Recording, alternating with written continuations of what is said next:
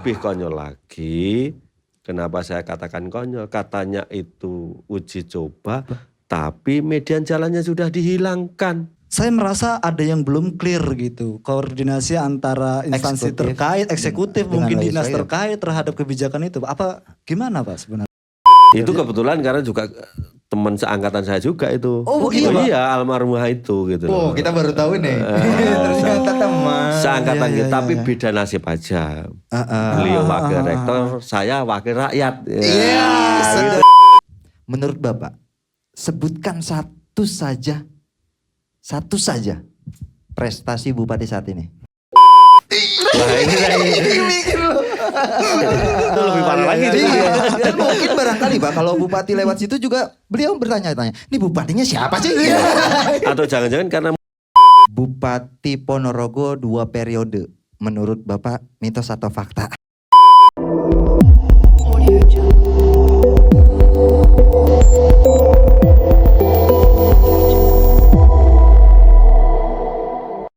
Selamat datang di Peta Project Navigasi cerdas Indonesia.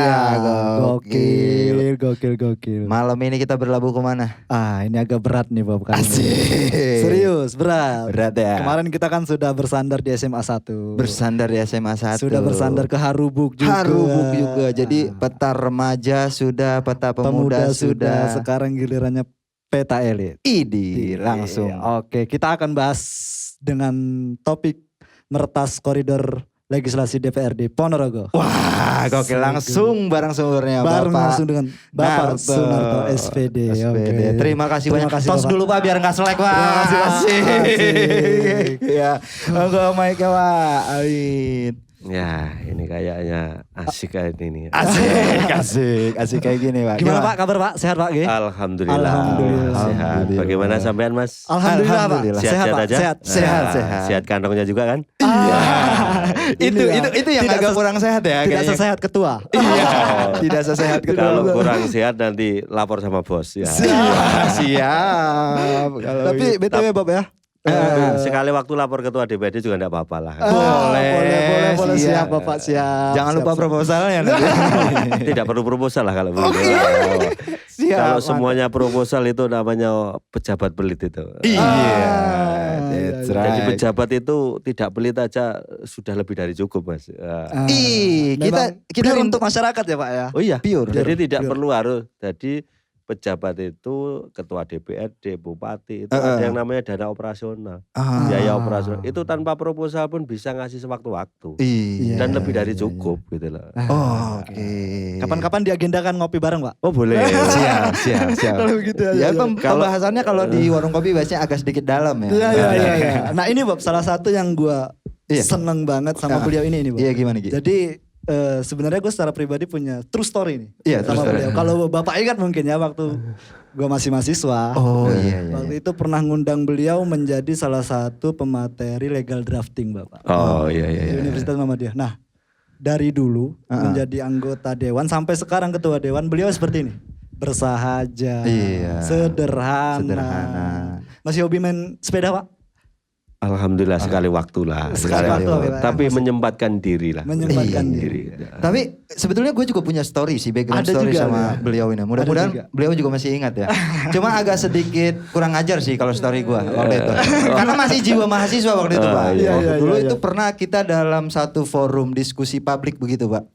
Terkait tentang Omnibus Law. Oh ya betul. ngerti. Dan di forum itu gue satu-satunya peserta yang mendaftar secara pribadi, bukan representasi dari organisasi manapun. Jadi mendaftar atas nama rakyat. Jadi pas waktu sesi diskusi itu langsung gue tanya, Jess, openingnya gue ganti. Apa tuh? Oke, terima kasih kepada Ketua DPRD Ponorogo yang menghormati saya. Gue Kualat lo ya. Awas enggak, maksud gue gini. Gimana? Karena dari seluruh peserta, gue adalah satu-satunya peserta yang mendaftar atas nama rakyat. Jadi Bapak hanya sebatas wakil saya. Tapi memang sampai hari ini itu tidak ada ceritanya wakil itu yang tidak taat kepada yang diwakili. Yang kemarin itu hanya wakil rakyat saja. Itu lo kena kantor tuh kan lo. Itu yang salah gitu. Itu yang salah. Yang namanya wakil rakyat itu ya harus ikut manut tunduk kepada yang diwakili. Siapa? Rakyat. Nah, beliau ini meskipun waktu mahasiswa betul itu sebetulnya. Cuman karena waktu itu saya di formal ya saya agak gengsi dikit lah. Pak, mau tanya nih Pak, sedikit saja kan. Bapak ini kan Sunarto SPD nggak Pak? Iya, pendidikan. Pak Narto. Sunarto SPD. Pendidikan kan? Ya. Itu bisa masuk atau bergelut di dunia politik mungkin begitu ya Pak ya. Nah itu prosesnya bagaimana itu Pak? Itu menarik tuh. Ya, SPD itu kalau dulu bukan sarjana pendidikan. Oh bukan. Bukan, sarjana penuh derita. Kalau sekarang sudah beda. Kalau sekarang sarjana penuh damai. Amin. Dan bahagia. Iya. Gitu. Tidak pernah terpikirkan kalau saya ini menjadi anggota dewan, apalagi ketua DPRD. Serius Pak? Oh serius. Karena saya tahu betul, sadar betul tentang kapasitas saya. Saya nggak punya modal. Secara akademik saya ini biasa-biasa saja. Saya bukan tokoh dan sebagainya. Itu makanya saya enggak pernah cita-cita itu. Tapi memang saya suka kegiatan politik. Oh semenjak mahasiswa itu Pak? Sebelum mahasiswa. Itu. Masih siswa itu udah senang politik ya? Sudah siswa. Wah. Saya pengalaman demo pertama itu tahun 91 atau 90 ketika ada kasus pembakaran ruko di Ngebel. Oh iya. 91. Iya 91. Kita masih Iya. Nah, itu yang membuat semakin saya tertarik lah kepada dunia politik begitu. Siap. Berarti Bapak mulai mengikuti kontes. Jangan Bapak gitulah. Akhirnya kalau kesannya tua begitu ya. Apa? Kalau kita bilang friend ini bukan friend deh kayaknya. Ini kayaknya bukan friend deh. Enggak lah. Ini lebih kawan lah, kawan. Lebih dari friend. Sama-sama kawan lah kita ini. Siap. Cuman kok agak sumbang ya manggil kawan. Abang kayaknya beda. Abang. Oke. Boleh. Jadi begini Bang Narto. Iya. Kita mau tahu tuh Mbak. Yang kita ketahui kan Bapak itu mulai menjabat di ketua mulai dari 2009. 2019. Ini 2 periode berarti Pak? Enggak, kalau anggotanya 2 periode. 2 periode. Ketuanya baru 1 periode. Baru 1 periode. Nah itu proses Bapak kontestasi di pilkada itu gimana Pak waktu itu Pak? Melihat kok pilkada ini? Oh bukan pilkada. Pilek. Wah. Melihat ini kalau untuk apa ya, cerita yang utuh itu kita bisa 3 hari nggak bisa tidur. Bikin 3 episode lumayan buat stok konten kita. Ya mungkin singkat-singkat ya Pak. Kita mau lihat proses Bapak sampai dengan titik hari ini itu seperti apa gitu Pak. Saya ini orang tua saya, Bapak itu kuno, tapi beliau ini lulusan SR 6 tahun. Kalau dulu lulusan SR 6 tahun itu bisa jadi guru, bisa cari dan sebagainya. SR anak muda sekarang mungkin nggak tahu SR sekolah rakyat. Tapi sekolah rakyat yang 6 tahun. 6 tahun. Kalau 6 tahun dulu sudah bisa jadi guru, dari polisi dan sebagainya begitu. Mbok saya itu enggak tahu apa-apa. Mbok saya itu bakul abrak. Abrak itu alat rumah tangga yang terbuat dari bambu itu. Jalan kemana dan sebagainya. Sehingga ketika saya mendaftarkan ini, saya itu tidak punya modal, saya tidak punya kecerdasan akademik yang memadai dan sebagainya. Sehingga tidak pernah terpikirin kalau saya itu terpilih jadi anggota DPRD. Apalagi jadi ketua. Apalagi jadi ketua ini. Dan saya ketika terpilih itu 1 tahun pertama ini saya belum percaya kalau saya itu jadi terpilih anggota DPRD, kayak mimpi begitu loh. Iya. Dan hebatnya lagi, kalau saya bisa seperti ini, yang orang seringkali melupakan, itu bukan karena kehebatan saya, bukan karena ketulusan, bukan karena kecerdasan saya dan sebagainya, bukan. Saya bisa seperti ini karena orang tua saya, nah, terutama mbok saya. Nah, ini penting kawan-kawan semuanya perlu saya sampaikan supaya apa? Masih banyak di masyarakat ini ketika dia sukses lupa kepada orang tuanya, terutama kepada ibu. Bukan hanya sekedar lupa, tapi dia seringkali menyia-nyiakan. Nah ini saya pikir ini harus menjadi pembelajaran kita semuanya. Tidak boleh seperti itu. Ini kira rotok serius kira. Betul. Dan ini gue penasaran juga nih terkait tentang kontestasi pileg itu ya Pak ya. Kalau kita lihat dari data, Ponorogo itu sendiri kan masuk ke dalam 10 dari 20 kota dan daerah se-Jawa Timur dengan money politik terbanyak, Pak. Bagaimana Bapak menanggapi itu tuh? Kalau yang terakhir kemarin yang merilis itu KPU dan Bawaslu. Itu bukan 10 kita itu nomor 2. Bahkan nomor 2. Nomor 2. Tertinggi money nomor politik. 2 tertinggi potensi itu ada di Ponorogo. Dan bukan ngomong Jawa Timur tapi Indonesia. Wow. Itu kalau tidak salah ya. Tapi Iya. setidaknya di Jawa Timur itu hampir dipastikan memang kita nomor 2 potensi itu. Gitu. Nah, gimana Bapak menyikapi itu, Pak? Jadi Money politik. ini apa ya? Money politik ini dilarang. Tapi faktanya terjadi dan tidak bisa dihindarkan ternyata. Saya ini kampanye saya mulai 2009, 2014, 2019 itu 2024 itu adalah pemilu yang paling gila. 2024 berarti tahun ini. Iya, ini paling gila. Oke. Saya biasanya mulai 2009 itu kampanye saya itu bukan pada waktu kampanye yang dijadwalkan oleh KPU, tapi kampanye saya itu setelah dilantik. Begitu dilantik anggota dewan, saya ini kampanye hampir setiap hari. Saya tidak pernah memutuskan silaturahmi, mengunjungi dan sebagainya. Sampai saya ini membagi kegiatan saya itu menjadi beberapa bagian. Ada yang saya kategorikan itu wilayah ibadah, ada wilayah sosial, ada wilayah politik.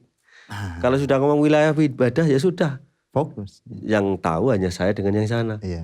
Ketika saya ngomong wilayah sosial ya ini memang tugas saya sebagai manusia, saya harus berinteraksi sosial.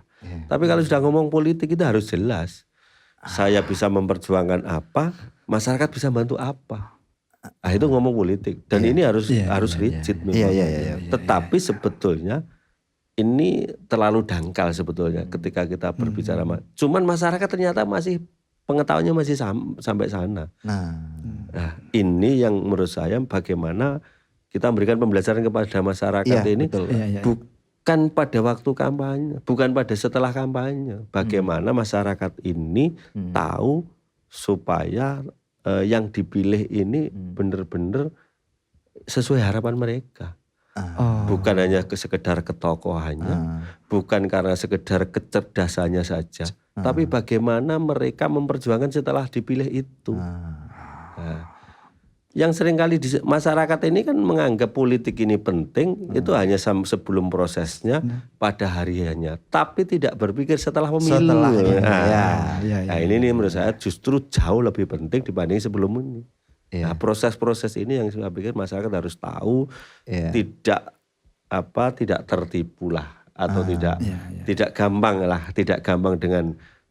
dengan janji-janji yang manis, perilaku yang manis, tapi harus dilihat track recordnya. Nah, itu Pak. Bicara tentang track record Pak, mungkin ada saran atau pendapat dari Bapak untuk masyarakat kita khususnya Ponorogo. Gimana sih untuk melihat pemimpin ke depan itu gitu, yang enggak ya, jadi kita tuh enggak mengandalkan mohon maaf sangu aja gitu loh Pak. Jadi tidak berkiblat pada uang tadi ya. Money politik tadi itu gimana tadi, itu Pak? Jadi yang pertama harus dilihat yang namanya rekam jejak. Rekam jejak Bagaimana karakter calon pemimpin kita.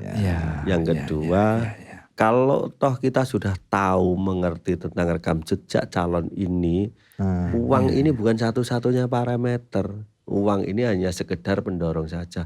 Oh, saya milih Pak Narto, ini bukan karena saya disangoni Pak Narto, tapi masyarakat harus meyakini, oh Pak Narto ini tak pilih, nanti bisa memperjuangkan kepentingan masyarakat. Pak Narto itu bisa memperjuangkan kepentingan lingkungan saya dan sebagainya. Ini menurut saya penting. Masyarakat harus tahu. Jangan hanya sekedar saya milih Pak Narto karena ada sesuatu.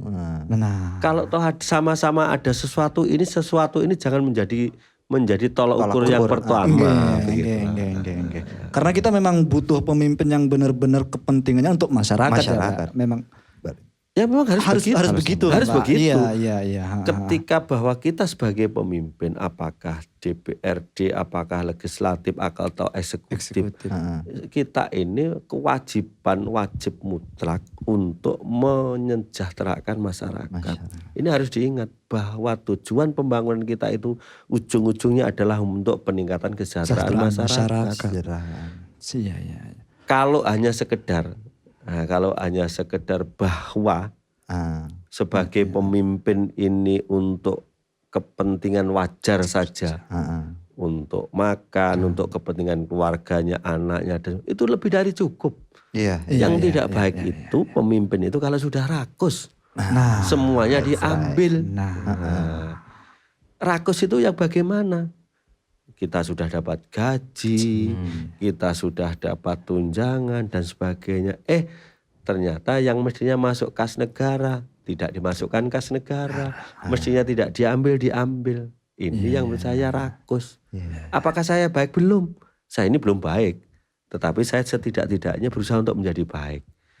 Minimal sadar dulu lah para pemimpin kita ini. Ini sekaligus saya mengajak diri pribadi saya, mengingatkan saya supaya saya tidak seperti itu. Apakah saya tidak butuh duit? Butuh. Tapi pertanyaannya, apakah ini betul atau tidak, kan begitu. Nah, sehingga niatan untuk menjadi baik ini tapi harus diniati dalam hati. Betul-betul dari lubuk hati yang dalam, bukan sekedar formalitas untuk lip service. Pak Narto ini baik kayaknya karena enggak boleh gitu. Kalau itu satu saat mesti akan terbongkar. Dan banyak juga memang politikus ya. Kita sebutnya lah ya. Karena memang tadi penyalahgunaan kewenangan itu ngambil yang bukan haknya. Bahkan kalau kurang pun ngutang juga ada pasti. Ya, kayak gitu Pak ya. Banyak ya Pak ya. Kalau ada pemimpin yang masih ngutang, ini bukan hanya sekedar rakus, tapi ini kurang ajar ini. Para pemimpin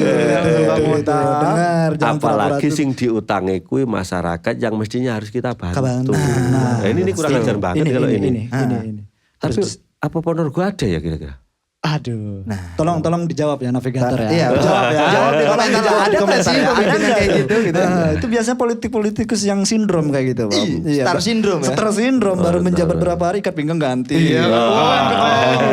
Bangun rumah, beli mobil. Kalau bangun rumah, beli mobil itu saya pikir masih wajar. Wajar, Pak. Artinya rumah sebagai tempat tinggal ya. Tidak tempat rumah yang bermewah-mewahan.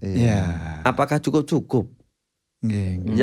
Yang akhirnya orang menjadi pejabat menjadi, mohon maaf tadi sing jarene sampai ngutang, sing kudune dianu itu ya karena rakus, welek atine lah kira-kira. Mudah-mudahan gak ada ya Pak ya. Sampai saya juga tak doakan sampai nanti jadi pemimpin semua jangan seperti itu loh ya. Amin Pak, amin. Mohon petunjuknya Pak nanti. Ya, kalau petunjuk Allah aja. Siap. Gini Pak, gue mau nyambung lagi tuh yang masalah apa tuh? Kalau kita bicara politik itu kan syarat banget akan kepentingan Pak.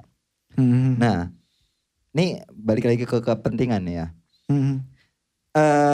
Partai politik itu kan hal yang sangat penting sekali untuk menjadi kendaraan dalam kita berlabuh di lautan politik begitu Pak ya. Nah, menurut Bapak seberapa penting partai politik? Karena kita lihat dari track record Bapak juga sempat pindah perahu nih kayaknya. partai politik ini adalah satu wadah yang secara resmi memang dilindungi undang-undang. Iya. Di partai politik ini sebetulnya memang ibaratnya kawah condro di muka. Kawah Chandra di muka. Bagaimana mempersiapkan kader bangsa. Partai politik itu miniatur negara lah. Miniatur negara. Sebetulnya kalau manajemennya di partai politik itu bagus, nanti ketika menjadi pemimpin di eksekutif atau akan menjadi baik. Ketika bahwa saya pindah partai tapi ini ya saya tidak boleh menyudutkan, setidaknya saya pernah di rumah sana, tapi belum tentu kalau saya yang tidak baik, tapi juga belum tentu saya yang baik. Ini tergantung pribadi masing-masing. Semua partai politik sebetulnya mengajarkan kepada kebaikan sesuai dengan peraturan perundang-undangan. Itu mesti kembali kepada person. Nah, oleh sebab itu penting membangun karakter personal ini supaya menjadi karakter yang konsisten, karakter yang memang benar-benar apakah di legislatif, apakah di eksekutif ini memang bukan sarana untuk memperkaya diri sendiri. Kalau niatannya untuk memperkaya diri sendiri, jangan di sana. Kalau niatannya itu memang untuk membela kepentingan masyarakat, untuk kepentingan umum, kita tidak perlu berniat kaya saja. Kita itu sudah lebih dari penghasilan itu. Siap. Menyambung Pak, dari sebentar, saya minum. Monggo silakan Pak. Ini minumnya insya Allah bukan dari APBD Pak. Aman. Rasanya ini seger sekali ini. Pasti dong. Peta Project ini. Tapi bukan berarti yang dari APBD itu mesti tidak seger lah. Tetap masih ada yang seger juga. Oke. Pak, menyambung yang tadi itu Pak, terkait dengan partai politik sebagai kawah candra di muka gitu. Nah, boleh mungkin Pak disepil dikit, Bapak sekarang mungkin di partai mana begitu, dan bagaimana partai Bapak tersebut membentuk karakter seorang leader itu tadi Pak gitu mungkin. Saya ini di Partai Nasdem. Oke. Saya di struktural saya sebagai ketua bidang pemenangan pemilu. Pemenangan Bapilu. Partai Nasdem. Iya. Tagline-nya Partai Nasdem itu luar biasa. Gerakan perubahan, restorasi Indonesia dan sebagainya. Penuh spirit ya Pak ya. Spiritnya luar biasa. Saya kebetulan aktivis 98. Jadi di sana salah satunya apa yang disampaikan bahwa Nasdem tanpa mahar itu bukan ngomong kosong. Alhamdulillah saya ini ketika menjadi ketua DPRD ditunjuk oleh Partai Nasdem. Sepeser pun saya tidak pernah mengeluarkan uang untuk mengurus rekom yang dari DPP. Sehingga di Nasdem ini memang luar biasa pendidikan karakternya, karakter buildingnya luar biasa. Satu contoh ketika saya terpilih di 2019, seluruh caleg terpilih ini wajib mengikuti yang namanya Akademi Bela Negara di Jakarta sana. Seluruhnya, baik anggota kabupaten, provinsi, pusat. Wajib itu. Wajib, tapi luar biasanya selama sekian hari bahkan sekian minggu itu semuanya difasilitasi oleh partai. Kita hanya datang dan pulang saja. Hotelnya, transport itu sudah semua di sana. Nah itu yang saya dapat di Nasdem dan memang luar biasa. Luar biasa dalam membentuk karakter ini. Ketika bahwa anggotanya terpilih di DPR, di eksekutif dan sebagainya, tuntutannya sederhana. Bekerjalah yang baik untuk kepentingan masyarakat. Hanya itu aja pesannya. Tidak pernah yang namanya Partai Nasdem itu berpesan kalau kamu nanti dari DPRD cari harta yang banyak untuk membesarkan Nasdem. Tidak ada. Gunakan hasilmu itu untuk kepentingan masyarakat dalam rangka membesarkan Nasdem. Oke. The best. Tapi Bapak sekarang sudah 2 periode ini lewat Nasdem terus ya Pak ya? Ya, alhamdulillah 2024 April kemarin Nasdaq. doa kawan-kawan ini terkabulkan. Saya terpilih kembali. Alhamdulillah. Ya, ya. Nah ini masuk ke ini mungkin dari sekarang kan sudah dilantik belum ini Pak? Belum. Saya ini masih periode kemarin masih belum habis. Belum habis. Sampai 31 Agustus 31 Agustus 2024. Nah Ya. ketua lagi nggak tuh Pak? Nasdem masuk di wakil ketua pimpinan. Oh berarti saat ini masa transisi nih Pak ya? Apakah nanti diberikan siapa lah itu wallahu alam. Tapi saya berdoa lah mudah-mudahan diberikan ke saya lah. Amin. Atau saya minta doanya kawan-kawan ini. Kita doakan ya. Kita doakan. Amin. Nah ini berangkat untuk. Tapi sebetulnya begini kawan-kawan. apa? Ya. Yang perlu digarisbawahi DPRD itu sebetulnya kalau ini dimaknai sebagai amanah itu beratnya luar biasa. Apalagi ketua DPRD. Kalau ini dimaknai sebagai amanah. Iya, Ini beratnya luar biasa. Ya betul. Tapi kalau ketua DPRD ini dimaknai sebagai prestis, sebagai itu beda memang begitu. Siapa yang tidak hormat kepada ketua DPRD? Apa yang tidak dipenuhi ketika dimintai oleh ketua DPRD? Nah, ini yang menjadi tidak baik. Karena dimaknai bukan sebagai amanah. Tapi kalau ketua DPRD, anggota DPRD ini diartikan sebagai amanah dari masyarakat yang diberikan kepada kita, ini berat sekali. Kita bisa tidak tidur, bisa-bisa kita mungkin tidak bisa ketemu anak dan istri kita. Iya. Gue curiga Bob. Apa? Pemimpin yang rakus itu tadi tuh mungkin salah memaknai ya. Bukan sebagai amanah itu ya. Itu tadi. Tapi apa ya dia? Nah itu biar dia pikir lah itu. Dia bonus kayaknya. Kalau bisa mikir ya. Mana bisa mikir ya pemimpin kayak gitu. Yang saya khawatir sebetulnya juga tahu tapi pura-pura enggak tahu begitu kan. Kayaknya lebih tepat ke situ tuh. Masa bodoh lah. Iya. Tanggungan banyak ya kan. Aduh. Nah ini Pak masuk di kinerja sudah ya mau 2 periode ini kan otomatis untuk urusan kinerja masalah kerjaan DPR udah sambil tutup mata juga udah hafal kayaknya. Udah hafal pasti beliau. Cuma masyarakat di luar sana juga mungkin banyak juga yang belum tahu apa sih kerjanya DPR karena saya sering juga nongkrong-nongkrong di warung kopi kerjanya DPR ngapain sih selain tidur di ruang rapat gitu. Mohon maaf. Gitu. Itu mungkin bisa dijawab juga kerjanya DPR ngapain Asumsi aja. masyarakat itu tidak salah juga. Tidak salah juga. Saya harus fair mengatakan. Iya. Anggota saya ini dari setelah selesai dilantik dan dia mencalonkan terpilih kembali mau dilantik, belum pernah sekalipun usul itu apakah ada? Ada.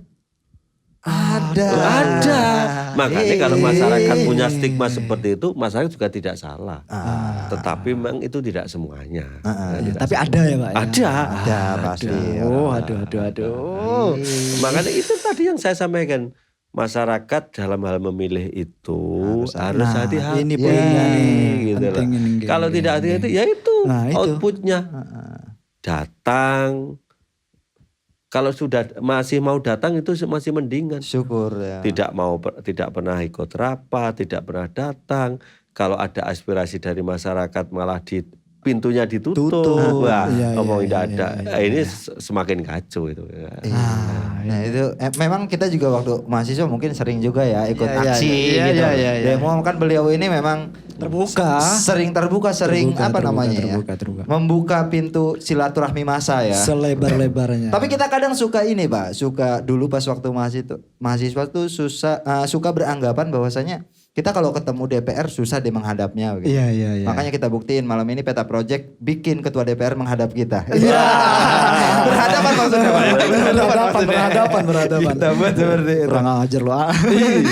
Ketika jadi ketua DPRD saya itu punya program sederhana. Iya. Yang pertama, siapapun yang menemui ketua DPRD ketika datang ke gedung DPRD tidak boleh ditanya sudah janjian dengan ketua DPRD atau belum. Itu yang saya lakukan satu itu. Iya. Yang kedua, seluruh staf itu saya instruksikan tidak boleh lagi ada istilah yang namanya menghadap ke saya. Jadi di sekretariat ini kan ada staf sekretariat kira-kira hampir 100. Tidak ada tuh yang namanya menghadap. Adanya apa? Ya koordinasi. Yang ketiga, tidak boleh memanggil saya Bapak. Sudah Pak saja atau Pak. Karena apa? Ketika ini sudah dikunci dengan Bapak, ini akan menjadi menjadi atasan bawahan, akan ada yang menjadi subordinat. Nah, Iya. ini yang membuat ini ada jarak. Komunikasinya tidak baik, tidak lancar. Komunikasi antara atasan dan bawahan. Nah, itu yang sederhana yang saya lakukan itu. Dan alhamdulillah sampai hari ini saya terbiasa ketika ada tamu ke rumah, ketika saya ngantuk, saya pesan pada istri, Bu, saya capek, saya mau tidur dulu. Kalau ada tamu, sampaikan aja. Kalau Pak Narto atau Pak E masih tidur, itu biasa sebenarnya. Kalau ada ya saya temui. Gitu. Siap. Alhamdulillah kita juga sempat berkunjung silaturahmi ya sebelum ini ya. Sangat terbuka banget. Sangat terbuka sekali. Yang kurang Terima kasih. terbuka, ada yang kurang terbuka sedikit lah. Nah, apa tuh? Ya itu nanti kita bisa Bikin penasaran ya. Ya Pak, balik ke tadi Pak, mungkin fungsi daripada DPR itu Pak, mungkin Pak. Sebetulnya hanya ada 3 fungsi. Tupoksinya DPRD itu fungsi legislasi, fungsi penganggaran atau budgeting, fungsi controlling atau pengawasan. 3 aja itu sebetulnya. Tapi bikin pusing ya Pak ya. Kalau itu diartikan bukan amanah itu pusing. Tapi laki-laki ini tergantung kepada pribadi masing-masing di dalam mengimplementasikan 3 tupoksi itu. Satu misal legislasi, pembuatan peraturan perundang-undangan.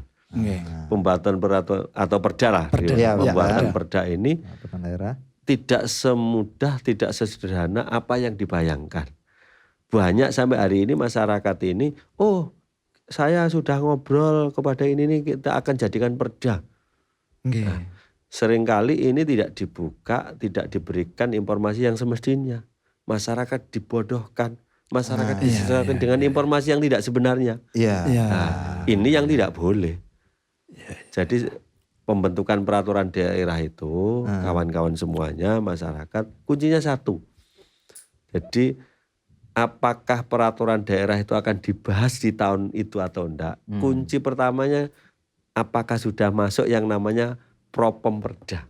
Propemperda itu adalah program pembentukan peraturan daerah. Itu selalu disetujui antara DPRD dengan Bupati sebelum ketok APBD. Jadi kalau ngomong perda harus dilihat itu dulu. Masuk Propemperda atau belum. Kalau belum masuk Propemperda kata Pak, satu misal Ponorogo ini butuh perda terkait dengan pengaturan A contohnya. Atau pengaturan jalan raya. Atau katakanlah di sebelah. Kalau itu belum masuk Propemperda, terus ada legislatif atau eksekutif ngomong katanya, ini beres, itu perlu dikaji ulang itu, perlu dicermati lah. Perlu gitu. dicermati. Bener nggak informasi ini? Jangan-jangan ini hoak ini gitu. Itu satu. Yang kedua, setelah masuk Propemperda ini pun, ini bukan serta merta terus kita bahas, enggak. Harus ada yang namanya naskah akademik. NA. Dan yang punya kewenangan NA itu adalah perguruan tinggi, bukan yang lainnya. Baru kalau sudah ada NA, ini kita lihatlah apakah raperda ini dari eksekutif atau dari legislatif. Secara berjenjang baru itu akan dibahas sehingga memakan waktu yang panjang ini untuk pembentukan peraturan daerah ini begitu. Legislasi. Nah, gue pernah baca juga berita pas Bang Narto ini ya.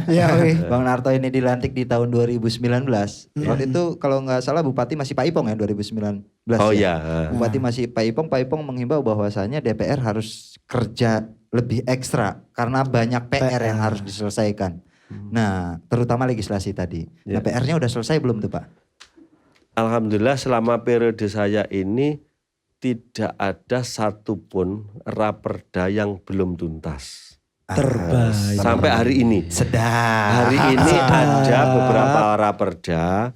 Jadi ketika pembahasannya sudah selesai, belum kita undangkan, itu bukan persoalan menjadi tanggung jawab DPRD. Tapi persoalannya setelah dibahas di DPRD, raperda ini harus dikirim kepada gubernur, difasilitasi di sana. Kalau ada yang namanya urusan keuangan, namanya dievaluasi. Nah, seringkali yang justru yang lambat itu di Biro Hukum Provinsi.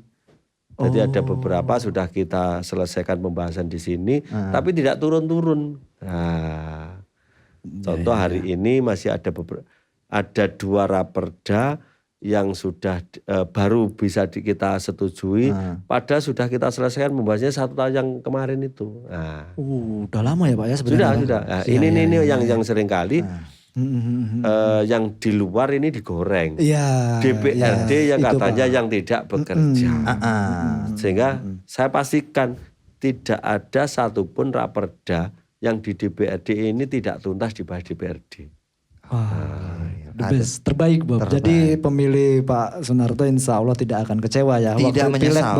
Tidak akan menyesal. Nah, jadi menyambung apa yang disampaikan kalau beliau, masalah kecewa itu tidak boleh berlebihan begitu. Tetap aja ada yang kecewa. Ada ya Pak ya. Karena saya ini bukan Superman, saya ini bukan malaikat, tentu masih ada kekurangan. Masih ada banyak kekurangan yang saya alami, yang saya rasakan terhadap tuntutan aspirasi masyarakat. Lah justru karena itu saya ini terbuka. Saya justru membuka kritikan dari siapapun untuk saya. Jadi kalau apakah saya tidak butuh, kalau orang Jawa dengan kata lain pangalembono atau pujian, butuh. Tetapi saya lebih butuh ketika orang mau memberikan kritik konstruktif kepada saya. Nah itu jauh lebih berharga. Terbaik. Pada waktu itu mungkin agak sakit lah. Rasanya waduh aku kok dikritik. Tapi itu sebetulnya luar biasa. Asal kritik yang membangun ya Pak. Kritik yang membangun. Nah gue sempat gue sedikit menjustifikasi sih dari jawaban beliau tadi. Bu Wabub itu di media pernah bilang ketua legislatif saat ini itu sangat produktif gitu kan. Sangat produktif. Kenapa? Karena dari data yang kita himpun Pak, DPRD Ponorogo itu sudah mengesahkan perda sekitar 41. Wah, kan itu kan pencapaian yang luar biasa kan. Berarti PR-PR yang lu tadi itu udah terjawab. Ya. Nah, cuman pertanyaannya gini Pak, dari 41 perda itu yang menjadi skala prioritas kalau kita bicara tadi kepentingan masyarakat itu tadi Pak.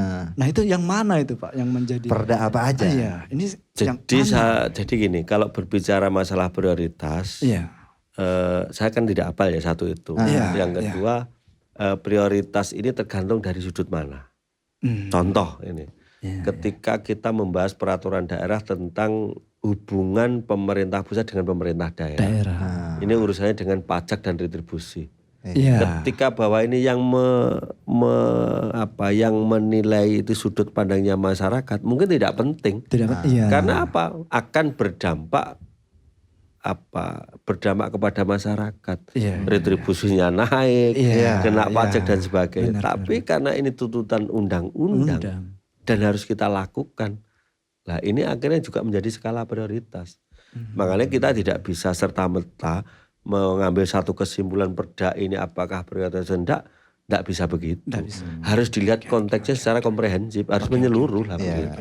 Nah, tetapi justru menurut saya yang perlu kita tekankan ketika sudah perda itu sudah diundangkan, apakah pelaksanaan sudah maksimal? Ini yang sebetulnya yang menjadi pertanyaan. Itu masuk dalam pengawasan Pak? Bagian pengawasan. Bagian pengawasan. Tapi Pak, lanjut tadi itu Pak, skala prioritas. Yang terbaru Pak, RT RW itu masuk skala prioritas enggak sih Pak sebenarnya? Iya. Nah kenapa Pak? Kok bisa menjadi? Karena jadi RT RW ini bukan kita membahas, tapi ada mereview RT RW. Ketika peraturan daerah tentang RT RW ini tidak kita tuntaskan, ini dampaknya luar biasa. Di sana RT RW ini sudah secara detail, secara rigid menyebutkan, ini lahan ini yang bisa dijadikan lahan untuk industri. Lahan ini yang bisa dijadikan sebagai lahan pertanian yang abadi dan macam-macam lah. Termasuk pariwisata ya Pak. Pariwisata dan sebagainya. Ketika itu tidak kita sahkan, semua kegiatan itu akan mandek. Nah, ini memang RT RW ini adalah peraturan daerah pintu utama lah. Pintu utama segala kegiatan terutama masalah pelaksanaan pembangunan di Ponorogo. Mungkin perlu dijelaskan juga ya di para pendengar ya, para navigator luar, RT RW itu apa gitu. Kira-kiranya rumah tangga dan rukun warga. Kiranya Pak, mohon maaf, saya mau mewakili saja RT Tapi RW. ada itu kebijakan perda RT ada. 10 juta per desa ada. Ada kalau itu. Lain itu Kalau bukan. kalau itu bukan perda itu. Bukan, Pak. Itu bukan produk legislatif. Bukan. Itu Siap, janji, siap. itu visi misi. Siap, Pak. Nah RT RW itu yang dimaksud tadi Pak. Rencana tata ruang dan rencana tata wilayah. Wilayah. Nah tuh dengerin tuh. Rencana tata ruang dan Rencana Tata wilayah. tata wilayah. Tata ruang dan tata wilayah. Jadi satu misal begini, di RT RW ini satu informasi gembira lah. Iya. Ini satu misal yang namanya ex rel kereta api. Oke. Nah, ex rel kereta api yang sekarang banyak dihuni oleh masyarakat Ponorogo. Iya. Dulu masyarakat ini sering tidak nyaman hidupnya karena seringkali ada informasi kalau mau dihidupkan kereta apinya dan mau digusur. Mau digusur. Iya, Pak. Iya. Memang di dalam rencana pembangunan jangka panjang kita memang ada yang namanya reaktivasi kereta api. Iya, Pak. Tetapi menurut kajiannya tidak mungkin kereta api ini dihidupkan pada existing yang ada. Itu tidak mungkin. Kenapa itu, Pak? Ya akan mengorbankan masyarakat bukan hanya ratusan tapi ribuan. Yang mereka sudah tempat tinggal di sana. Apakah itu sewa atau itu persoalan lain. Sudah ada bangunan di atasnya. Sudah ada bangunan, iya, sudah untuk usaha dan macam-macam. Ketika itu benar-benar digusur, coba berapa ribu nyawa yang menggantungkan hidupnya di sana. Iya. Sementara bahwa pembangunan ini tujuan utamanya adalah untuk meningkatkan kesejahteraan dan kemakmuran masyarakat. Melanggar hukum. Kalau dikatakan melanggar hukum, ya bisa iya, bisa tidak. Kenapa bisa iya? Iya karena ini bekas kereta api ditempati, dibangun untuk tempat tinggal. Menjadi tidak kenapa? Karena dari PT KAI juga memungut sewa. Ya, Iya. Makanya kan kita harus proporsional. Iya, Masyarakat juga tidak boleh kita salahkan, tetapi bukan berarti benar gitu lah. Tetapi harus diberi penjelasan bahwa nanti kalau ada reaktivasi kereta api, permintaan kita dan itu sudah kita sampaikan dan sudah disetujui tidak di existing itu. Ada alternatif jalur lain. Oke. Kayaknya banyak juga rel kereta yang udah hilang kayaknya Pak ya. Udah gak kelihatan. Ini kemana relnya, ini siapa yang ngambil. Ini Ketutup sampah kayaknya, Bo. Ini jangan-jangan yang menghilangkan malah yang menjaga nanti.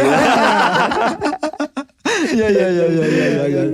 Memang secara fungsi legislasi tadi memang beliau memang sangat produktif, Bob. Sangat produktif. Iya, Cuman memang terbukti sekali dengan 41 perda yang sudah disahkan itu tadi. Memang kita sama-sama masyarakat Ponorogo untuk mengawal perda yang sudah disahkan begitu. Betul. Itu justru yang paling penting itu bagaimana kita sama-sama mengawal peraturan daerah yang sudah disahkan itu. Iya. Itu tugas kita selanjutnya, Pak ya. DPRD tidak mampu menjangkau seluruhnya itu. Sehingga partisipasi publik ini dibutuhkan. Bukannya diperlukan ya, dibutuhkan setiap saat. Setiap saat itu. Oke. Ini fungsi legislasi sudah, Bob. Ada sebenarnya ya mungkin boleh ya Pak kecewa sedikit boleh ya Pak ya. Sedikit saja Pak. Harus malah ya Pak. Kalau masalah kecewa atau enggak itu tergantung bagaimana orang memandang, bagaimana orang menerima itu. Enggak apa-apa. Boleh ya Pak? Oh boleh. Nah, saya punya sedikit kekecewaan nih dengan Pak Ketua ini Pak. Apa tuh sampai Indang? Kan mungkin saya salah satu rakyat kecil yang bisa menyimpan nomor beliau ya. Nah jadi di fungsi pengawasan itu Pak, saya sempat nih melihat story Pak Ketua terkait dengan kebijakan one way. Ini kan ya mungkin sedikit pemahaman saya ini kayaknya harusnya masuk dalam fungsi pengawasan DPRD deh gitu kan. Terkait kebijakan one way. Beliau di situ buat story yang saya simpulkan, boleh saya menyimpulkan Pak? Boleh. Beliau menyimpulkan bahwa kebijakan ini seperti kurang kajian akademik atau kurang matang begitu atau kebijakan yang sedikit memaksa. Emang ada apa tuh Pak sebenarnya Pak? Sehingga rame-rame Bapak di demo itu ada apa sebenarnya? Ya karena kita fungsi pengawasan, kita ini sebetulnya kan sudah kita lakukan yang namanya rapat dengar pendapat. Oke. Instansi terkait sudah kita panggil. masyarakat yang terdampak sudah kita undang untuk menyampaikan sebetulnya one way ini sudah dibutuhkan atau enggak. Tidak ada satupun yang menyatakan bahwa one way yang kemarin itu yang diperluas itu dibutuhkan. Satu pun tidak ada. Tapi kenapa? Dan ada unsur urgensitasnya di situ, Pak. Dan sebentar, dan tidak ada satupun kecuali waktu itu hanya jalan Tamrin supaya arusnya dibalik itu. Dibalik. Itu tidak ada kecuali jalan Tamrin. Tapi yang terjadi apa? Sultan Agung dibalik menjadi dari ke utara ke selatan menjadi balik dan seterusnya. Nah, ini kan konyol kesembilan seperti ini. Nah, lebih konyol lagi. Kenapa saya katakan konyol? Katanya itu uji coba, tapi median jalannya sudah dihilangkan. Justru itu malah merugikan aset negara juga dong, Pak. Ya Pak, sebentar Pak. Itu saya penasaran Pak di situ Pak. Cuman sebelum ke situ Pak ya mungkin. Gini Pak, kok saya merasa ada yang belum clear gitu. Koordinasi antara instansi terkait, eksekutif mungkin dinas terkait terhadap kebijakan itu. Apa gimana Pak sebenarnya? Betul, karena kita ini minta apakah sudah ada kajian akademisnya secara menyeluruh. Tidak pernah dikasihkan bahkan sampai sekarang. Sampai sekarang. Tidak pernah dikasihkan. Tapi sudah berjalan loh. Saya tidak tahu itu apakah dilakukan atau enggak. Jangan-jangan tidak dilakukan gitu. Ini nih. Makanya saya sering menyampaikan. Apakah one way ini sudah menjadi kebutuhan masyarakat di Ponorogo. Itu kan penting. Lagi-lagi saya sampaikan bahwa pembangunan itu ujung-ujungnya adalah peningkatan kesejahteraan dan kemakmuran masyarakat Ponorogo. Apakah one way ini tidak bagian dari pembangunan? Iya. Pembangunan dalam bidang transportasi. Apakah ada yang dirugikan? Tidak ada yang lapor ke saya gara-gara one way diperluas itu untung. Terutama Jalan Ahmad Dahlan, Sultan Agung, Gajah Mada dan sebagainya. Tidak ada. Oh Pak, alhamdulillah gara-gara one way omset saya naik. Tidak ada. Yang ada itu hanya Pak Ketua, saya ini jualan angkringan. Omset saya turun 60% Pak. Wah, kok begitu? Iya Pak. Justru yang datang ke Pak Narto penurunan omset. Tapi Pak di media naik ini Pak. Itu yang perlu kita kaji. Yang tidak benar ini medianya atau sumbernya, narasumbernya gitu lah. Kalau narasumbernya itu hanya asal-asalan ya mungkin saja. Mungkin yang dikonfirmasi mungkin orang Surabaya gitu. Atau jangan-jangan medianya ini memang karena sudah susah juga itu kita. Cuma itu bukan kita banget lah ya. Ya kita berusaha untuk seobjektif mungkin. Enggak, justru saya minta kawan-kawan ini tidak perlu berpihak kepada siapa-siapa. Berpihaklah kepada kebenaran dan kepentingan masyarakat. Sudah itu aja. Itu visi misi kami juga seperti itu. Dan ini Pak, balik lagi ke tadi itu one way itu. Ini ke one way ini sebetulnya kan kebijakan pure Bupati Pak ya. Jadi memang masuknya keputusan atau peraturan Bupati Pak? Jadi gini, tidak seluruhnya apa yang dilakukan Bupati ini harus mendapatkan persetujuan DPRD. Nah ini yang perlu dicatat. Termasuk one way. Tapi kan berhak mengawasi Pak. Iya betul mengawasi. Nah kalau kita kan sudah melakukan pengawasan itu, kita panggil dan sebagainya. Tapi begini maksud saya. Meskipun Bupati ini diberi kewenangan, Bupati ini tidak boleh serta-merta saenake udele dhewe melakukan satu keputusan. Mestinya harus dikaji dampak sosialnya bagaimana dampak dan sebagainya. Coba ketika one way ini dilakukan, berapa kerugian masyarakat yang harus ditanggung? Kita Pak. Bukan ngomong bukan berbicara masalah hanya penurunan omset saja lah ya. Pak. Coba berapa median yang hilang itu? Itu aset negara loh ya. Iya, itu Pak. Berapa tiang lampu yang hilang? Padahal masih uji coba gitu loh. Belum lagi berapa korban nyawa yang hilang. Yes. Itu juga salah satu trigger juga selain menyaksikan Pak dia Pak. Saya menyaksikan langsung di TKP waktu itu Pak.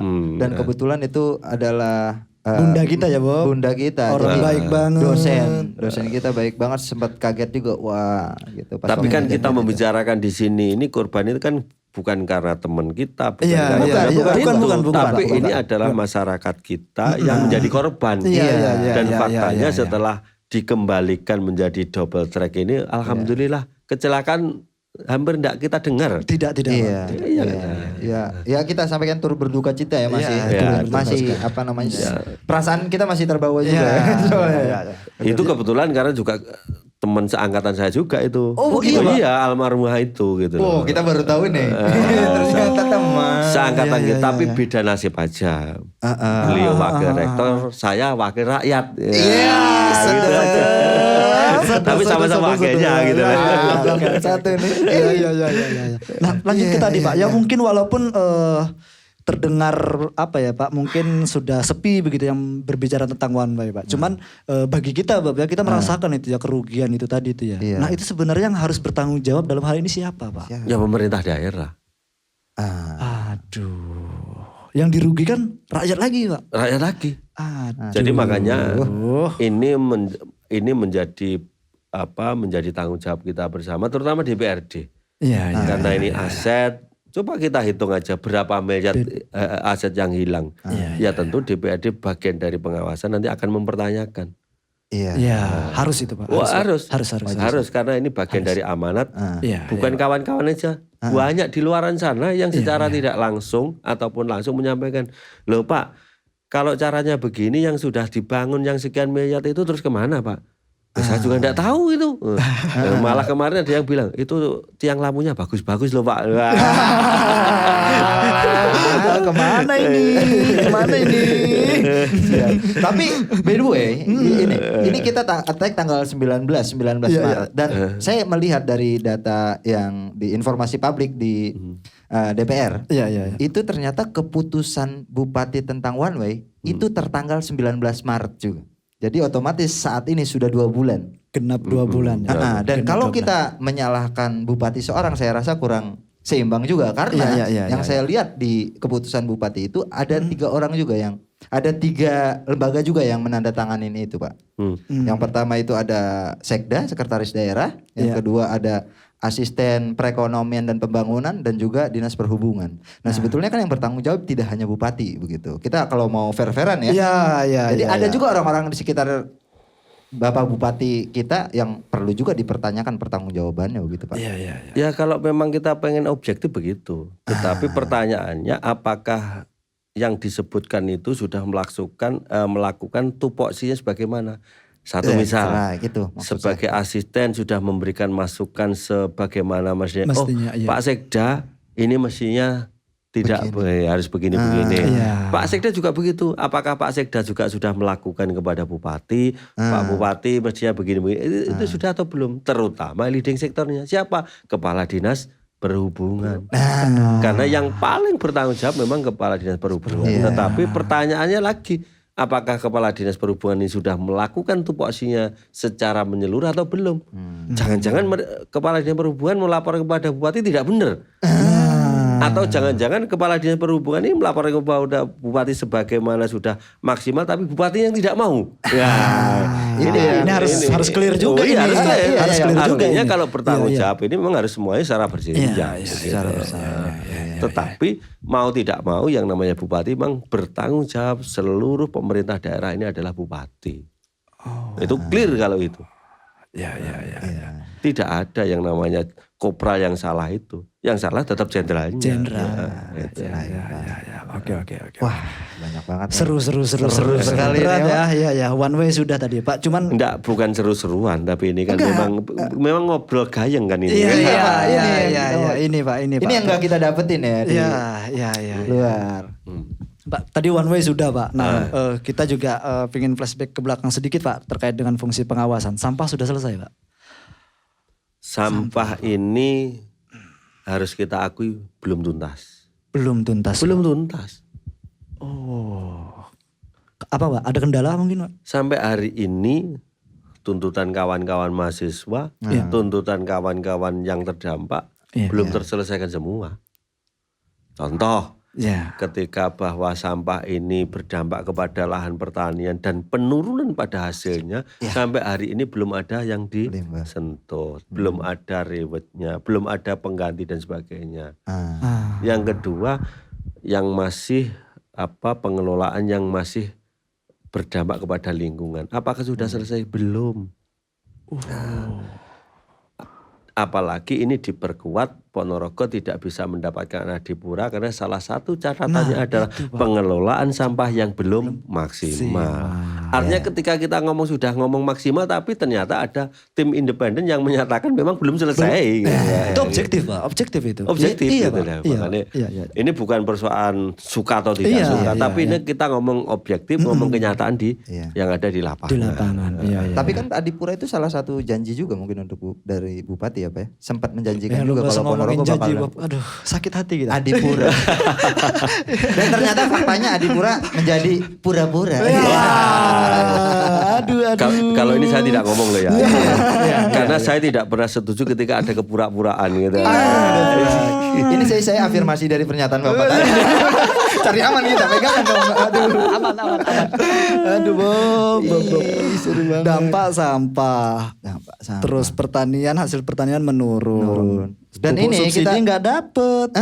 Kita konfirmasi juga ke Abang Narto nih ya. Jadi kita membahas ini tuh nggak loko-loko juga Pak sebetulnya. Jadi kita juga by riset. Kita juga sempat berkunjung ke sampah Merican itu memang indah semakin ya, menggunung. Saya rasa cocok juga ini dipindahin ke Pemkab ya. Terlalu penuh gitu. Maksudnya Pemkabnya dipindah ke TPA sana begitu. Biar merasakan begitu ya. Apel pagi sambil hormat sampah. Ini logik juga ini. Logik juga. Supaya apa? Pengambil kebijakan segera bertindak. Oh ternyata rasanya kena dampak sampah seperti ini. Itu Pak. Kita merasakan betul persona. Waduh aroma air lindi, air lindi yang mencemari pertanian itu banyak banget di sana. Luar biasa Berisa. Tapi ya sudahlah Bob ya. Terkait dengan legislasi pengawasan bagaimana menjadi seorang DPRD memang sudah kita bahas dan kayaknya udah berat banget gitu, kita masuk ke segmen berikutnya aja Bob. Tapi begini, sebelum ke sana ini kita berbicara pengawasan. Iya Pak. Jadi saya harus mengakui secara fair dan jujur, saya minta maaf kepada masyarakat. Karena faktanya sampai hari ini DPRD dalam hal pengawasan belum maksimal. Kenapa belum maksimal? Selain karena peraturan perundang-undangnya, karena memang kita ini tidak mampu menjangkau apa yang kita harapkan. Nah, oleh sebab itu kita akan sangat terima kasih, berbahagia ketika masyarakat memberikan informasi-informasi yang mungkin DPRD juga tidak tahu gitu. Nah, ini tentu kita akan mengharapkan kepada seluruh elemen masyarakat bisa memberikan informasi terkait dengan apa yang terjadi yang luput dari pengawasan DPRD. Dan saya pastikan DPRD tidak mampu mengawasi seluruhnya itu. Perlu partisipasi masyarakat. Betul. Dan harus digarisbawahi bahwa partisipasi masyarakat ini satu dilindungi undang-undang. Yang kedua jangan dimaknai bahwa masyarakat yang memberikan kritik itu memusuhi. Enggak. Masyarakat memang harus diberi ruang supaya dia berkembang, memberikan kontribusinya dari kapasitasnya masing-masing. Kalau nanti dikit-dikit masyarakat yang mengkritik, masyarakat itu pegel karo aku, tidak senang dengan saya, enggak begitu. Karena jadi pejabat itu memang harus siap dikritik gitu lah. Setiap kali kita demo juga selalu disambut kok sama beliau. Walaupun agak susah sih. Maklum lah. Saya ini susahnya bukan karena apa-apa, karena saya prihatin sing demo cuma sedikit. Counter lagi Bob, tolongin. Pemain dia. saya ini sering kali, wah ini kawan-kawan mahasiswa ini apa sudah ndak ada sih seperti ini kok diam saja. Saya itu sering kali begitu. Justru malah merindukan itu. Merindukan. Karena Saya yakin betul apa yang disampaikan mahasiswa ini masih objektif lah, masih orisinil. Kepentingannya apa? Kepentingan untuk masyarakat. Kepentingan untuk kebaikan itu aja. Oke.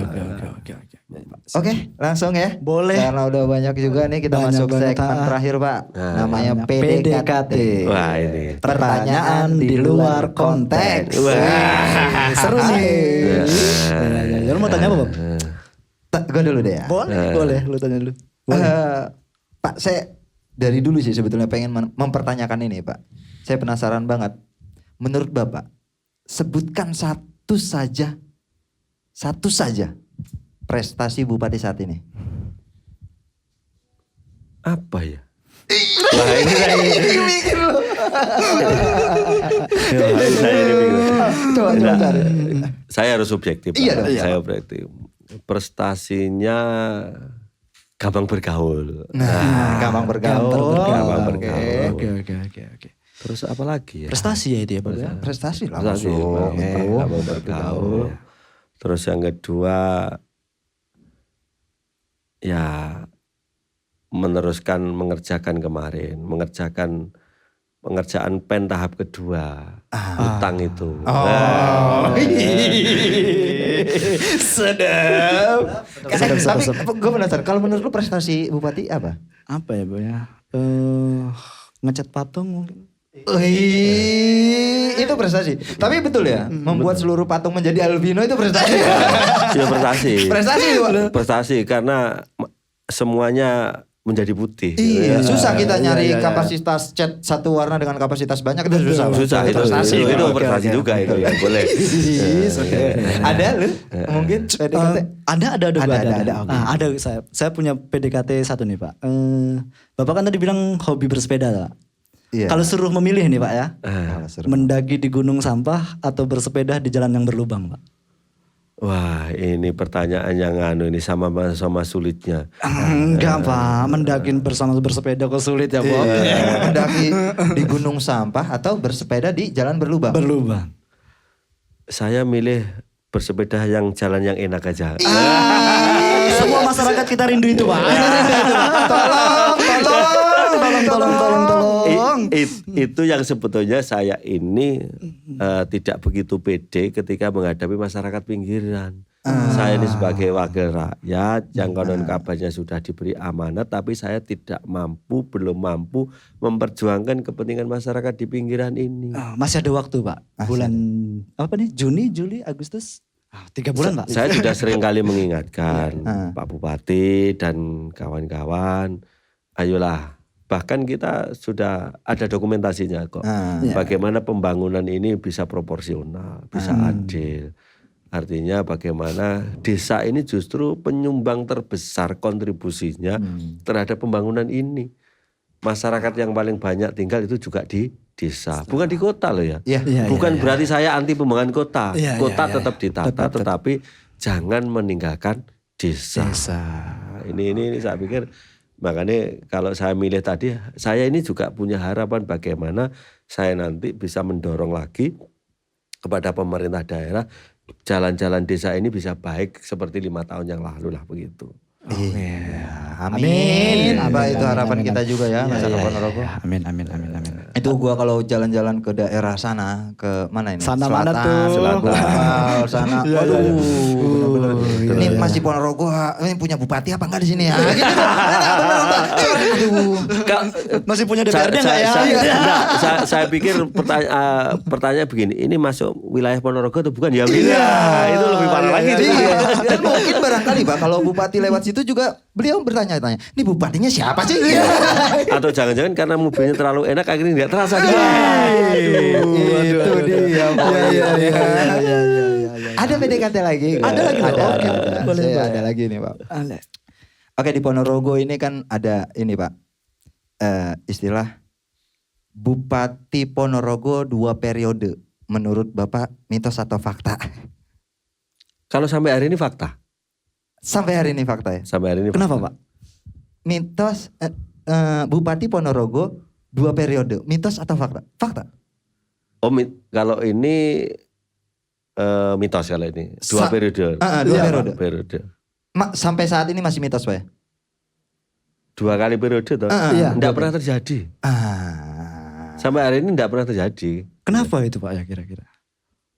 Sebetulnya kalau dia katakan mitos menurut saya ya apa ya, bukan juga sih sebetulnya. Bukan juga ya. Tapi mungkin memang ini aja ya perspektif dari masyarakat aja mungkin iya, ya. Jadi betul, menempelkan ini ini mitos deh kayaknya ya. Iya, Bupati Ponorogo 2 periode masa sih yang kemarin Saya gitu yakin ya. masyarakat memilih itu tentu dengan berbagai pertimbangan. Oh kenapa tidak milih ini? Oh ini ada kekurangan ini. Oh saya pengen milih ini biar lebih baik. Ternyata yang dipilih tidak lebih baik ya. Tapi kami harapkan ke depan bakal akan ada yang lebih baik lah ya. Amin. Dan bisa lebih baik ya. Amin. Amin. Oke. Ada lagi? Ada lagi saya. Oke. Ada lagi Pak. Ini Pak. Pertanyaan Pak. Mungkin ini lebih sedikit sih Pak. Motivasi atau arahan untuk anak muda tentang politik Pak. Yang pertama kawan-kawan generasi muda, anak muda jangan semakin menjauh dari politik. Ketika anak-anak muda ini semakin menjauh dari politik, itu sebetulnya adalah propaganda orang tua yang tidak mau memberikan kesempatan kepada anak muda. Nah, ini yang harus disadari. Tapi anak-anak muda seringkali tidak sadar itu. Satu, itu yang pertama. Yang kedua, karena kalau nanti anak muda tidak mau terjun ke politik, yang turun itu hanya itu saja, tidak ada perubahan yang baik, tidak ada perubahan yang signifikan. Muda itu jangan diartikan hanya sekedar umur. Umur boleh tua, tapi bagaimana pola pikir ini bisa mengikuti perkembangan zaman. Jadi usia boleh tua, tapi yang penting bagaimana pola pikir ini bisa mengikuti perkembangan zaman. Yang ketiga, seluruh kebijakan di Ponorogo yang urusnya dengan kepentingan publik itu adalah keputusan politik. Nah, oleh sebab itu kawan-kawan harus aktif, terlibat aktif di dalam, terutama di dalam proses-proses politik. Kalau anak-anak muda ini acuh tak acuh, skeptis kepada proses politik.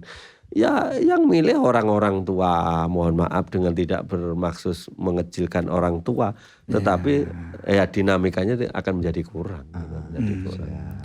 Harapan kita bagaimana seluruh masyarakat ini bisa berperan aktif di dalam proses politik, di dalam keputusan politik, sehingga berdampak kepada masyarakat. Dampaknya apa? Dampak yang baik. Sehingga keputusan politik ini tidak hanya menguntungkan sekelompok orang atau kelompok golongan tertentu. Apakah terjadi? Terjadi. Siap. Luar biasa. Luar biasa. Terima kasih Bapak. Mungkin itulah sharing-sharing kita pada malam hari. Banyak banget pelajaran yang kita ambil, mulai dari proses beliau yang memang sungguh-sungguh gimana restu orang tua, terus bagaimana kita calon pemimpin memaknai sebuah kekuasaan yang pada akhirnya tidak tamak, memikirkan diri sendiri. Itu penting banget. Dan mobil khusus untuk anak muda ya. Untuk anak muda jangan fanatik, jangan apatis sama politik, karena setiap keputusan yang diambil itu melalui proses politik. Betul sekali. Dan kita juga terima kasih sekali ya. Sangat terima kasih Bapak dengan waktunya yang padat, masih meluangkan waktunya untuk Meta saya Project. ada pesan lagi lah. Boleh Bapak. Jadi begini. Ketika kita ini menjadi pejabat dan ini kita lakukan dengan sebaik-baiknya, itu dampaknya luar biasa. Dampaknya luar biasa. Satu contoh, ini contoh ketika kita berkuasa di dalam politik. Satu contoh, ini mohon maaf. Ketika di alun-alun ada orang mabuk. Ketika kita tidak menjadi penguasa, mungkin Pak Yai datangi suruh mengusir. Tapi bisa-bisa Pak Yai ini dibisui. Dibisui. Beda ketika kita menjadi seorang pejabat, ada perusuh atau pemabuk di alun-alun, kita cukup Pak Kapolres amankan selesai. Iya. Lah, apa sih yang mau saya sampaikan? Bagaimana kekuasaan ini kita gunakan lagi-lagi untuk kemaslahatan umat. Bukan untuk kepentingan pribadi atau golongan. Dan yang paling manjur itu adalah karena kita punya jabatan itu. Tetapi lagi-lagi ketika yang mempunyai jabatan ini tidak amanah akan menjadi rusak. Sedap seperti Jalan Ponorogo saat ini ya. Dan Pak, ini disclaimer juga, kita ini adalah media Peta Project Pak. Jadi memang kita sebagai penyeimbang lah, check and balance lah. Jadi mungkin ada beberapa lembaga yang kami spill tadi di pertengahan dialog kami. Kita juga akan mengundang untuk cross check ya. Pasti. Kalau berani Pak. Kalau berani Pak. Pasti. Nggak, bagi saya itu penting. Memang monggo, artinya apa yang saya sampaikan ini juga saya berdasarkan bukan hanya sekedar omong, tapi ada dasar gitu. Siap Bapak. Saya juga siap mempertanggungjawabkan jawab itu. Siap Bapak. Dan saya berharap media Peta Project ini berjalanlah terus seperti sekarang, tegak lurus. Siap Bapak. Tidak ke kiri, tidak ke kanan. Siap. Sudah itu aja gitu. Supaya ada balancingnya begitu. Ya, insya Allah kita tidak kemana-mana karena dari namanya saja peta Pak. Kita tahu arah lah ya. Tapi kalau di tempat saya peta itu bukan peta. Apa Pak? Apa itu peta. Yang untuk Google Map itu apa itu namanya? Map Pak, kompas. Kalau kita masih pakai peta. Pakai peta aja kita. Ya. Nah, ada sedikit oleh-oleh Pak dari kami Pak. Dan ini bukan gratifikasi ya, mohon maaf ya. Bukan, ini hanya merchandise. Pak. Ini merchandise dari kami. Ya, ala kadarnya ya. Saya ini diberi kesempatan ini aja sudah luar biasa. Apalagi saya pulang dikasih oleh-oleh. Wah, kalau begini saya siap datang berkali-kali. Siap kalau gitu. Kita agendakan episode kedua. Karena saya biasanya kalau datang ke masyarakat saya harus membawa oleh-oleh, meskipun oleh-oleh informasi. Gitu. Nah, itu bedanya kita dengan yang lain. Peta Project kita bakalan kasih oleh-oleh. Jadi Peta Project Pak, ini ada bintang tamu atau narasumber yang berani datang ke sini, kita stempel langsung sebagai navigator cerdas. Terima kasih. Mudah-mudahan bisa mencerdaskan masyarakat Ponorogo. Amin. Itu tujuan kita Pak. Itu tujuan kita. Terima kasih banyak Pak Narto. Siap. Sampai jumpa.